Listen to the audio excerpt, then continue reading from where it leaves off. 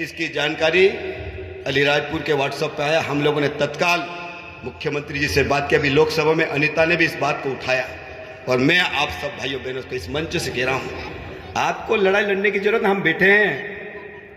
मैंने खट्टाले में भी जाके कहा, मैंने व्हाट्सएप पे भी कहा एक दिन, आपके लिए हम बने हैं तो आपको लड़ने की जरूरत नहीं, हम लड़ेंगे। आपकी 1 इंच जमीन भी किसी की कोई ताकत नहीं ले सकती। मेरे भाइयों, मैं आपको विश्वास दिला रहा हूं। लोग कहते झूठ बोलते हैं, लोगों को लगता है हम झूठ बोलते हैं।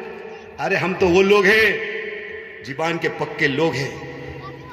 अगर एक बार जीबान में कह दिया कि ये होगा तो होगा, ये जीबान करने वाले लोग हैं और जीबान करने के बाद बदलने वाले लोग नहीं है। और इसीलिए मैं आप सब भाइयों बहनों को कहना चाहता हूं कि आदिवासी समाज के इस दिवस के अवसर पर आपको घबराने की जरूरत नहीं है। मध्य प्रदेश की सरकार ने हमको अधिकार दिए।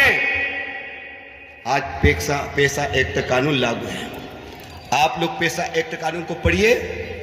पैसा एक्ट कानून में जब तक हमारे गांव के लोग, गांव के सरपंच, पटेल, तड़वी, पैसा एक्ट का अध्यक्ष एक अगर कह दे कि इस जमीन को हाथ भी नहीं लगा सकते कि तो किसी को ताकत ही नहीं है। ये अधिकार हमारे पास है, अधिकार है, लेकिन उसको पढ़ने की आवश्यकता है, समझने की आवश्यकता है। और इसलिए मैं आप सब भाइयों बहनों से कहना चाहता हूं, घबराने की जरूरत नहीं। दूसरी बात, यहाँ पे मेरे भाई बहन बहुत सारे कर्मचारी है, शिक्षक है, पटवारी है, सचिव है, रोजगार सहायक है, आंगनवाड़ी कार्यकर्ता है। मैं सब भाइयों बहनों से कहना चाहता हूं, मैंने पहले ही कहा कि उंगली एक उठ के सामने 3 रहती है। हम सब लोग अपना दायित्व निभाएं। मास्टर 4 घंटे पढ़ाना चाहिए, तनख्वाह मिल रही है एक। क्या मास्टर हमारे समाज का जिस स्कूल में उसको नौकरी दी है वहां से तनख्वाह मिल रही है, वो मास्टर हमारे आदिवासी भाई बहन के बच्चों को पढ़ा रहा क्या? सबसे पहले वहां देखना।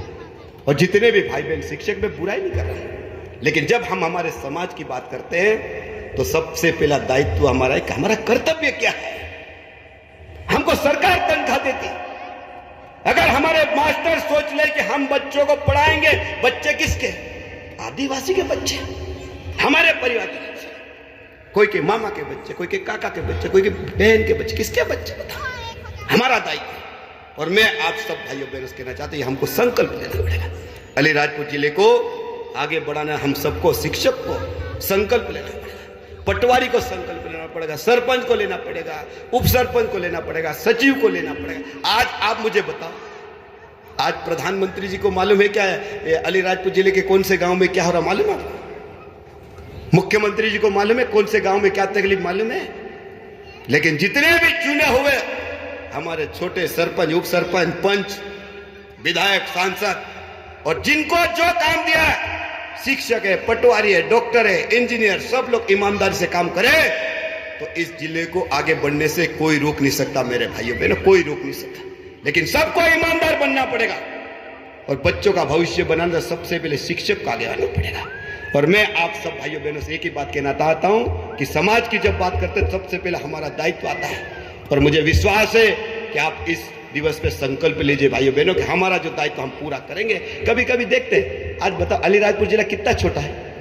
अलीराजपुर जिला 1 घंटे में कोई से भी कोने में जा सकता है। 1 घंटे में कोई से भी कोने में, अलीराजपुर साहब जाओ, 1 घंटे में कोई से भी कोने में जा सकता है। आज बता, बहुत सारे हमारे लोग जो है सेवा करने वाले लोग कहते हैं कि बहुत दूर है, साहब कैसे जाए? अब मेरे को बता, इंदौर में बच्चे पढ़ते कितने दूर जाते भाई? आज इंदौर में रहते 20-20, 30-30 किलोमीटर लोग रहते हैं। फिर क्या कहते हैं कि नहीं मैं इंदौर पढ़ रहा हूं। और इंदौर रहते उन बच्चों को पूछोगे आप पढ़ने के लिए कितने दूर जाते हैं, नौकरी करने के लिए कितने दूर जाते हैं? लेकिन हमारे यहाँ का जो अधिकारी है, कर्मचारी कहता है कि बहुत दूर। अरे हम समाज की बात करते हैं, समाज के उत्थान की बात करते हैं, तो क्या थोड़ा सा कष्ट नहीं उठा सकते हैं क्या? बताओ। हमको उठाना चाहिए, क्योंकि हमने समाज के उत्थान का बीड़ा उठाया है। और इसलिए मैं आप सब भाइयों बहनों से एक ही बात कहना चाहता हूं, हम सबको संकल्प लेना।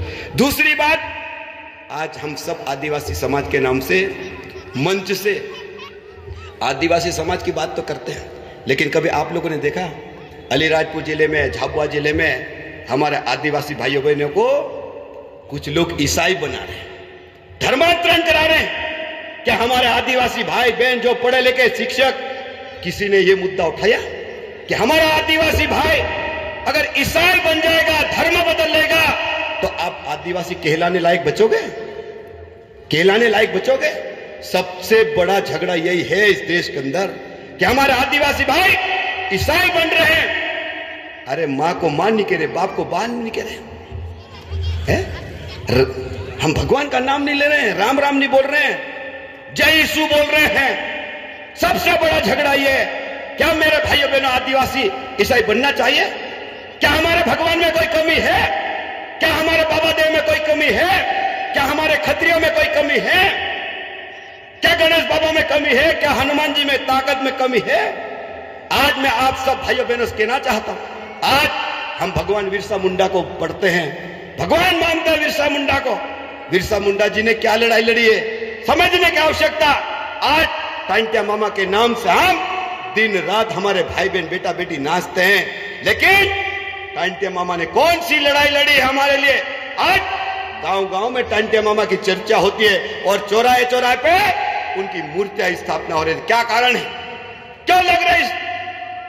क्या लड़ाई लड़ी उन लोगों ने? यह हमको समझने की जरूरत है। और इसलिए मैं आप सब भाइयों बहनों से कहना चाहता हूं, हम सब संकल्प ले कि शिक्षा का स्तर बनना चाहिए, जो दायित्व पूरा निभाए।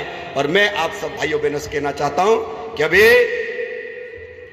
15 अगस्त को देश आजाद हुआ है। 15 अगस्त भी, आज 9 अगस्त हो गया ना, 15 अगस्त भी आ रहा है। हमको आजादी मिली है, अंग्रेजों से आजादी मिली। आजादी ऐसे ही कोई अगरबत्ती ने थाली ने फूल में नहीं मिल गए मेरे भाइयों बहनों। ये देश को आजाद कराने के लिए कई क्रांतिकारियों ने बलिदान दिया है, कई लोग लड़े, अंग्रेजों से लड़ते लड़ते कई परिवार बर्बाद हुए। उसके कारण आज हम लोगों को आजादी मिली है और हम गर्व से तिरंगा झंडा बनाते हैं, तिरंगा फहराते हैं। मैं आप सब भाइयों बहनों से कहना चाहता हूं कि आज ये आदिवासी दिवस है, हम संकल्प ले कि 15 अगस्त के पहले हर घर तिरंगा झंडा लहराना चाहिए। लहराना चाहिए, बताओ? अरे लहराना चाहिए, लहराना चाहिए। हर घर तिरंगा झंडा ये लहराया कि नहीं? आप लोगों ने लहराया कि लहरा? इतने लोगों के बीच में तिरंगा झंडा हमने लहराया। हर घर तिरंगा झंडा लहराना चाहिए, संकल्प लेना चाहिए। और इस अवसर पर हम संकल्प लेना चाहिए। अभी बारिश भी चल रही है, बारिश में हमको संकल्प लेना चाहिए कि हर घर वृक्षारोपण होना चाहिए। होना चाहिए कि नहीं होना चाहिए? अभी मैं देखता हूं गांव में बाप ने अगर आम लगाए तो बाप के आम के लिए झगड़ाते खाने के लिए ने, देखते मैडम, मैं देखता हूं हमारे पास बहुत आते हैं, अरे भैया हमारे बाप ने आम लगाया तो हमको तो आम ही नहीं दे रहा, एक ही भाई ने कब्जा कर लिया, वही खा रहा। तो मैं कह रहा आप लोग आम नहीं लगा सकते हो क्या? नहीं लगा सकते? हर घर आम लगना चाहिए, कटहल लगना चाहिए, जो आपको अच्छा लगे वो वृक्षारोपण करिए मेरे भाइयों बहन। इतनी शानदार बारिश हो रही है और मैं कह रहा हूं जिन लोगों ने बरसात में पहले आम लगाए, कई सालों से जो लगाए, मैं आपको उदाहरण दे रहा हूं। एक मेरा आदिवासी भाई आया, उसने कहा मेरा 8 लाख रुपए का आम निकले, एक ने कहा 10 लाख रुपए के निकले, और एक मेरा भाई है उसने कहा मेरे घर में 22 लाख रुपए का आम निकले हैं। कि हमारे आदिवासी भाई और नहीं लगा सकते क्या? ये संकल्प लेना चाहिए।